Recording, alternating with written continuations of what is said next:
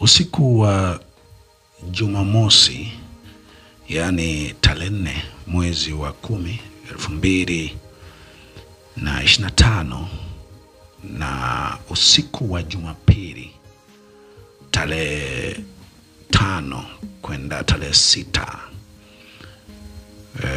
kumekuwa na namna zenye kutia mashaka ambazo nimeona vema kutokana. Basi mtu mwingine kasema, kwa nini unatujulishaga mengi? Kwa nini hili pia hukutujulisha? Hata tusingekuwa na la kufanya, lakini tungeendelea kuomba kwa nguvu, na pengine tunaweza tukatoa na wazo lolote juu yako. Na hata mamlaka inaweza kusema pana, pengine njia hiyo ya mitandaoni tungeisikia kirahisi kama ambavyo tumewahi kukusikia katika namna zingine ambazo umekuwa ukihubiri ama kutoa taarifa fulani yenye kuumiza au yasintofahamu. Usiku wa kuamkia Jumapili saa 2 usiku wa Jumamosi saa 2 ya usiku, gari hii hapa ilipaki kwa muda mrefu sana, karibu sana na nyumbani kwangu tunapokusanyika kwa ajili ya kumwomba Mungu. Baada ya watu wa protocol kuifuatilia kwa ukaribu pamoja na kupata namba yake, ilifanya kama imetoka ikaenda mbele kidogo, lakini baadaye tena ikarudi ikaja kupaki kwenye eneo hili hapa. Lakini waliendelea kuifuatilia kwa ukaribu sana, pamoja na kuchukua namba ambayo singeona sababu za kuiweka wazi. Hiyo namba pengine mamlaka zinaweza zikahitaji, watapewa na watu wa protocol, kwa sababu pengine kwa sasa basi Mungu ajua. Baadaye ilitoka, ilienda sehemu nyingine mbali kidogo. Watu wa protocol waliifuatilia, walienda kuiona mahali, imeingia mahali. Walipokuwa wanataka wafanye namna zao fulani, basi wakakuta tena pale imeondoka. Lakini usiku wa saa 8 wa kuamkia Jumatatu tarehe 6, usiku wa saa 8 na dakika 1, ilionekana tena gari nyingine hii ambayo unaiona hapa, ambayo ilipaki usiku wa saa 8 na dakika 1.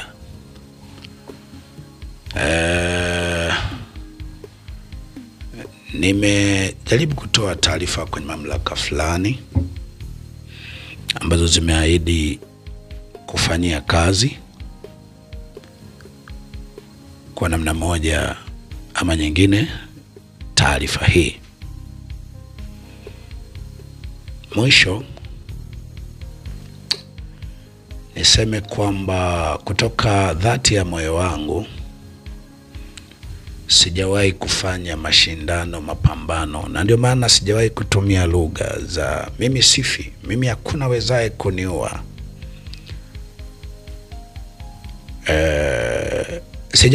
Sijawahi kufanya chochote ili nipambane na yoyote, ili nimtunishie msuli yoyote.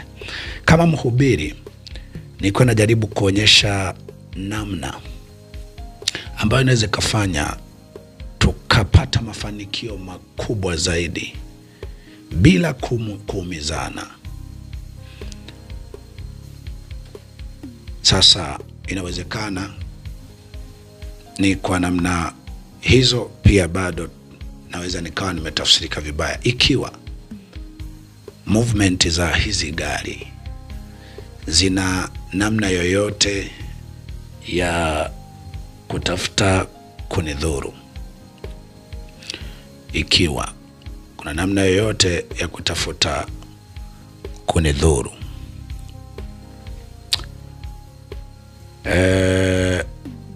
siamini katika kupambana,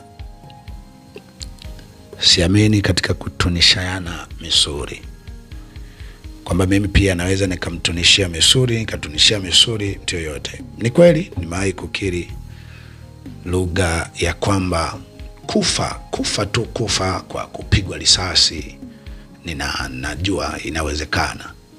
Kufa kwa kupigwa na kitu kizito inawezekana, kwa kuwa mamlaka hazikiri moja kwa moja kwamba zinahusika, ama hazikiri kabisa, ama hazihusiki kabisa mamlaka halali za serikali kwamba zinahusika na utekaji. Kwa inadhaniwa, inawezekana wanaoteka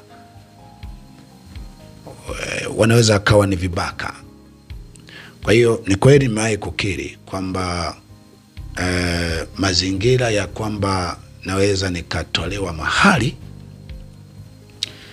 aidha niwe nimeuawa au niwe nimezimia, na inawezekana nisiwe mimi peke yangu, pakawa na idadi kadhaa za watu wanaweza kawa wamezimia, wamepigwa risasi na vitu kadha wa kadha. Hiyo sio kutunisha msuri. Niliona kwenye clip hiyo kuna vijana walicomment wakasema basi na sisi, niliona kuna vijana fulani walikuposti kusema basi na sisi tutakavyokuja tutakuja tumejipanga kweli kweli.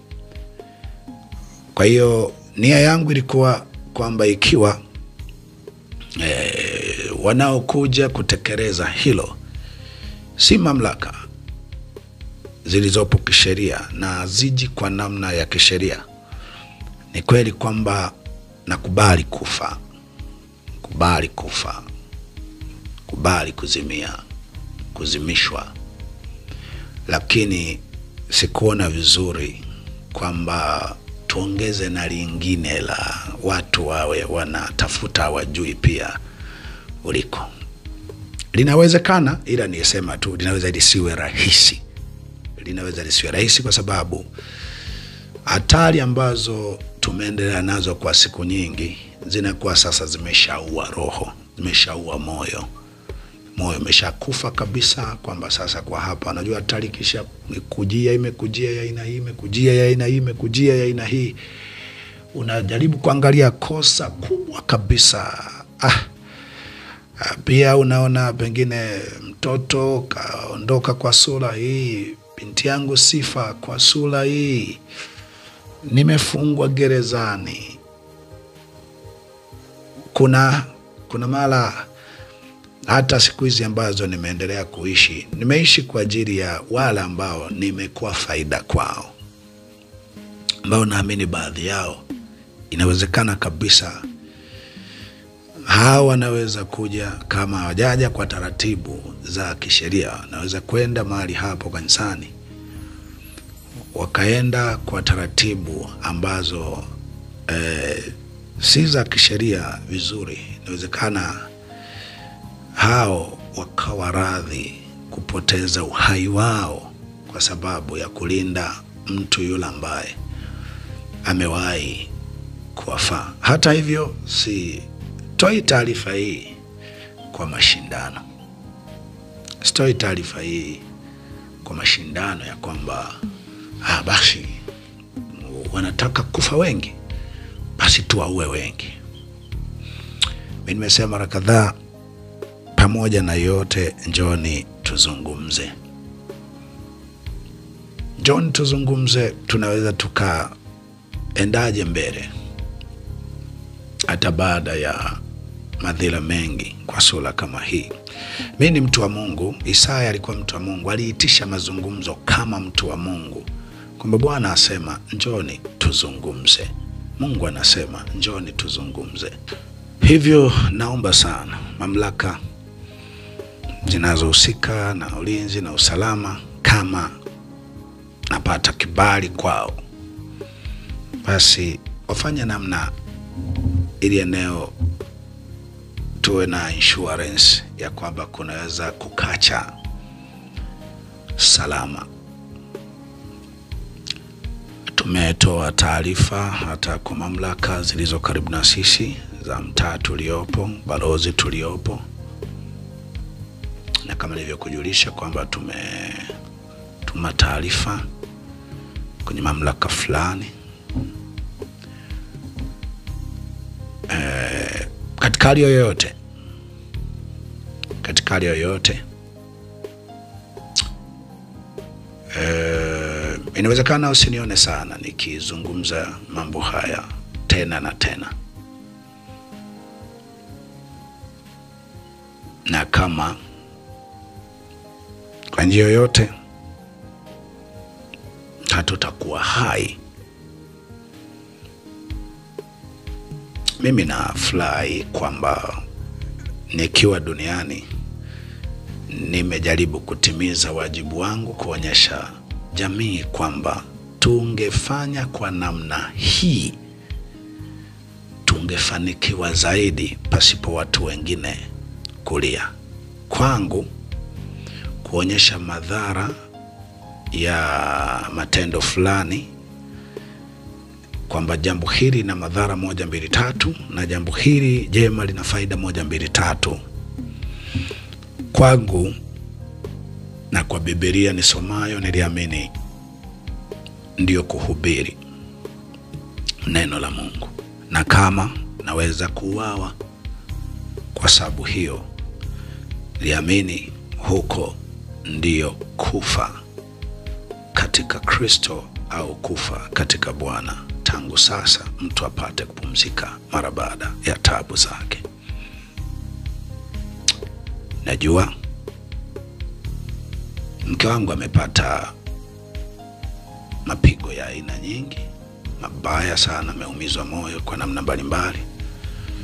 Watu wengi ambao nilikuwa faida kwao, nimekuwa faida kwao, watakuwa na wakati mgumu sana, na nikujulisha tu kwamba ni kwa mazingira hayo tuna zaidi ya mwezi ambapo mimi sina simu yoyote ambayo unaweza kunikuta kirahisi ukiongea na mimi kwa njia ya simu. Lakini mbili, tumekuwa pamoja sana na wale tunaweza kuwa pamoja nao, kiasi kwamba inawezekana kabisa wakati huo unaweza kuwa mwisho wa maisha ya watu wengi, kiwemo mke wangu. Nadhani majirani wanaofahamu wanajua alikuwa na shughuli anazozifanya za kuuza vya kuuza sokoni pale Isyesye, anazifanya na watoto wake bazo kimsingi za watoto wake, na kwa sababu tu anakuwepo hapo, basi ana muda mrefu ambao si usiku si mchana na kwa pale na kusema kama kuna itakalotokea, aidha litokee na yeye pamoja naye au akiwa amelishuhudia mpaka dakika ya mwisho.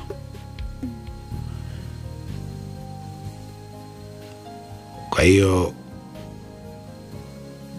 naomba sana kama kuna sababu, kuna uwezekano kuzuia haya. Kama sivyo, tulitoka kwa Mungu na kwa Mungu tutarejea. Inna lillahi wa inna ilaihi rajiun. Kwa maana kama tukiishi, tuishi kwa Mungu, na kama tukifa, tuafa kwa Mungu. Kwa sababu hiyo, kama tukiishi ama kama tukifa, tu mali ya Mungu.